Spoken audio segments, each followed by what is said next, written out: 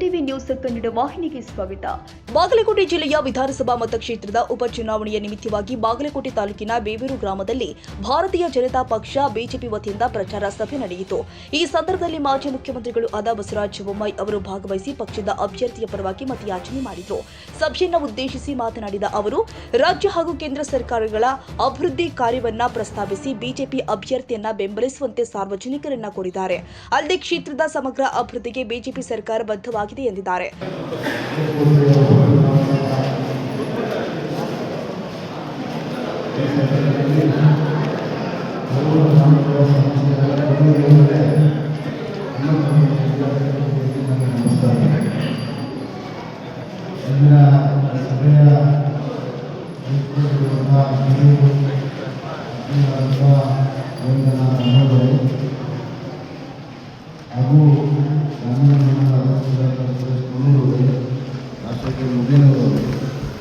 ಚನ್ನಬಸಪ್ಪ ಯತ್ನಳ್ಳಿ ಅವರಿಗೆ, ಬಸವರಾಜ್ ಸರ್ವಜ್ಞ ಮಠ ಅವರೇ, ಯಲ್ಲಪ್ಪ ಕೊಡಬಾಗಿ ಅವರೇ, ಶೇಖರಪ್ಪ ಹರಿಕಲ್ ಅವರೇ ಹಾಗೂ ನೆರೆದಿರುವಂಥ ಎಲ್ಲ ಹಿರಿಯರೇ, ಅಣ್ಣ ತಮ್ಮಂದಿರ, ಅಕ್ಕ ತಂಗಿಯರು,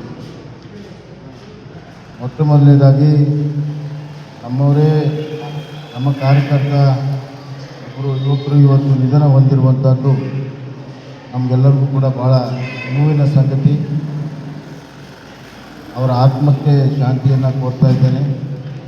ಅವರ ಕುಟುಂಬಕ್ಕೆ ದುಃಖವನ್ನು ಭರಿಸುವಂಥ ಶಕ್ತಿ ಭಗವಂತ ಕೊಡಲಿ ಅಂತ ಕೂಡ ಕೋರ್ತಾ ಇದ್ದೇನೆ. ಈ ಹಿನ್ನೆಲೆಯಲ್ಲಿ ಹೆಚ್ಚಿಗೆ ಮಾತನಾಡುವಂಥ ಅವಶ್ಯಕತೆ ಇಲ್ಲ ಅಂತ ನಾನು ಭಾವಿಸ್ತೇನೆ.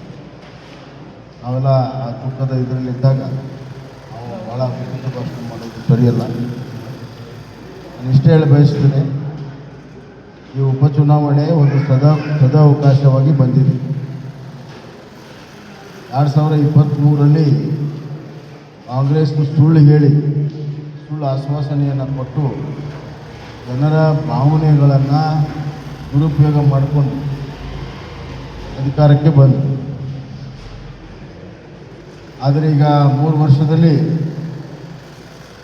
ನಾವೆಲ್ಲ ನೋಡ್ತೀರಿ, ನಿಮ್ಮ ಊರಲ್ಲಿ ಅಥವಾ ಬಾಗಲಕೋಟೆಯ ಗ್ರಾಮೀಣ ಪ್ರದೇಶದಲ್ಲಿ ಯಾವುದೇ ರೀತಿಯ ಅಭಿವೃದ್ಧಿ ಕಾರ್ಯ ಆಗಿಲ್ಲ. ಎಷ್ಟರ ಮಟ್ಟಿಗೆ ಅಂತಂದರೆ, ಮುಖ್ಯಮಂತ್ರಿಗಳು ಸಿದ್ದರಾಮಯ್ಯ ಅವರು ನಂಬಿಕೊಂಡಿರುವಂಥ ಅಹಿಂದ ಜನರೇ ಈಗ ಕಾಂಗ್ರೆಸ್ಸಿಗೆ ತಿರುಗಿ ಬಿಟ್ಟಿದ್ದಾರೆ, ಭ್ರಮ ನಿರಸನಗೊಂಡಿದ್ದಾರೆ. ಅವರ ಅಭಿವೃದ್ಧಿನೂ ಕೂಡ ಆಗಿಲ್ಲ, ಅವರ ಏಳಿಗೆಗೂ ಕೂಡ ಆಗಿಲ್ಲ. SC/ST ಜನಾಂಗಕ್ಕೆ ನಮ್ಮ ಕಾಲದಲ್ಲಿ ಗಂಗಾ ಕಲ್ಯಾಣ ಯೋಜನೆಯನ್ನು ನಿರಂತರವಾಗಿ ಮಾಡ್ಕೊಂಡು ಬರ್ತಾ ಇದ್ವಿ, ಅದು ಸಂಪೂರ್ಣವಾಗಿ ನಿಂತೋಗಿದೆ. ಪ್ರವಾಹ ಬಂದಾಗ ಬಡವರಿಗೆ 5 ಲಕ್ಷ ರೂಪಾಯಿ ಮನೆಯನ್ನು ಕಟ್ಟಿಕೊಡ್ತಾ ಇದ್ವಿ, ಅದು ನಿಂತೋಗಿದೆ.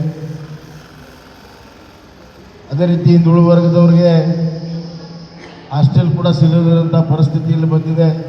ಅವರ ಮಕ್ಕಳಿಗೆ ವಿದ್ಯಾಭ್ಯಾಸಕ್ಕೆ ನಮ್ಮ ಕಾಲದಲ್ಲಿ ವಿದ್ಯಾರ್ಥಿ ವೇತನ ಕೊಡ್ತಾ ಇದ್ವಿ ಹಿಂದುಳಿದ ವರ್ಗದವ್ರಿಗೆ, ಅದು ಕೂಡ ನಿಂತು ಹೋಗಿದೆ.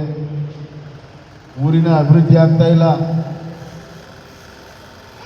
ಎರಡನೇದಾಗಿ ಈ ಭಾಗದ ಕೂಡಲ ಸಂಗಮಕ್ಕೆ ತಾವೆಲ್ಲ ಹತ್ತಿರ ಇರೋರು,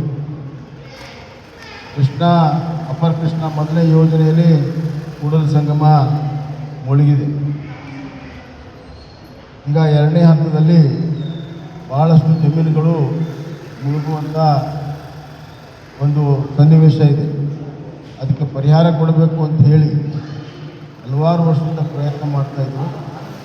ನಾನು ಮುಖ್ಯಮಂತ್ರಿ ಆದಮೇಲೆ ಅದಕ್ಕೆ 4,000 ಕೋಟಿ ರೂಪಾಯಿಯನ್ನು ಇಟ್ಟು ಪರಿಹಾರ ಕೊಡೋಕ್ಕೆ ಪ್ರಾರಂಭ ಮಾಡಿದ್ರು.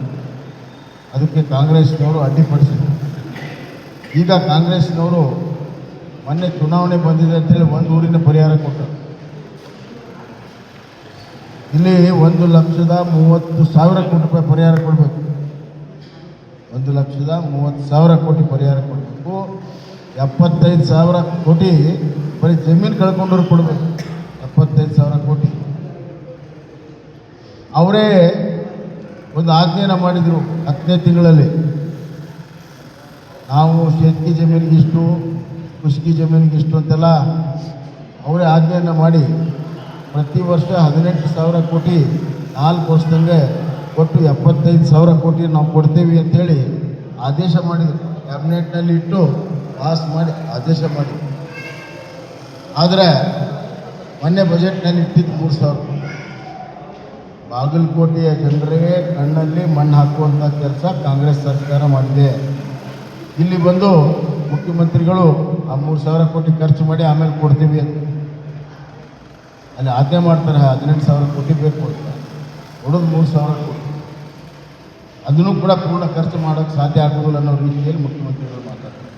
ಅಂದರೆ ಈ ಜನ ನಿರಂತರವಾಗಿ ಏನೀಗ ಮುಳುಗಡೆ ಆಗತ್ತಂತ ಇನ್ನೊಬ್ರಿಗೆ ಮಾರಕ್ಕೆ ಬರೋದಿಲ್ಲ, ಸಾಲ ತೊಗೊಳಕ್ಕೆ ಬರೋದಿಲ್ಲ, ಮನೆ ಮಠ ಕಳ್ಕೊಂಡವ್ರ ಪರಿಸ್ಥಿತಿ ಗಂಭೀರ ಇದೆ, ಬಾಳೆ ಕಳ್ಕೊಂಡವ್ರ ಪರಿಸ್ಥಿತಿ ಗಂಭೀರ ಇದೆ. ಇದರ ಅರಿವೇ ಕಾಂಗ್ರೆಸ್ ಸರ್ಕಾರಕ್ಕೆ.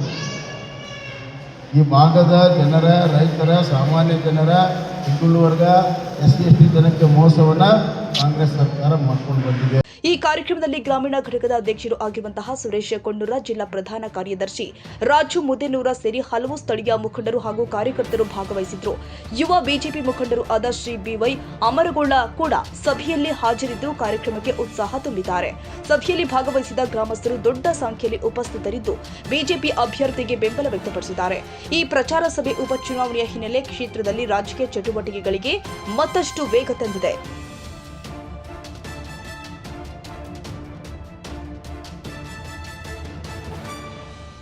ತಾಜಾ ಸುದ್ದಿಗಾಗಿ MTV News 24/7ಗೆ ಸಬ್ಸ್ಕ್ರೈಬ್ ಮಾಡಿ ಮತ್ತು ಬೆಲ್ ಐಕಾನ್ ಅನ್ನು ಒತ್ತಿ. ತಪ್ಪದೇ ಲಿಂಕ್ ಶೇರ್ ಮಾಡಿ.